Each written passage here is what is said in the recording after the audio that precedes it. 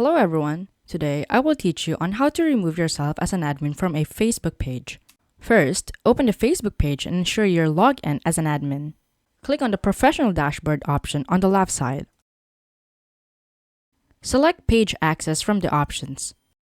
In the People with Facebook Access section, you will see a list of individuals who have access to the page. If you're a sole admin, you'll need to add another person as an admin first. Click on Add New and follow the prompts to add a new admin.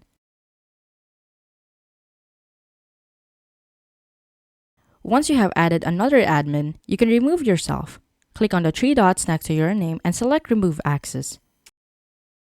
Confirm the action and your admin access will be removed from the page. And that's it. You have successfully removed yourself as an admin from the Facebook page. If you still need access to the page but not as an admin, you can add yourself with the task access instead. If you found this guide helpful, please don't forget to like, subscribe, and hit the notification bell for more updates. Until next time, see you in the next video.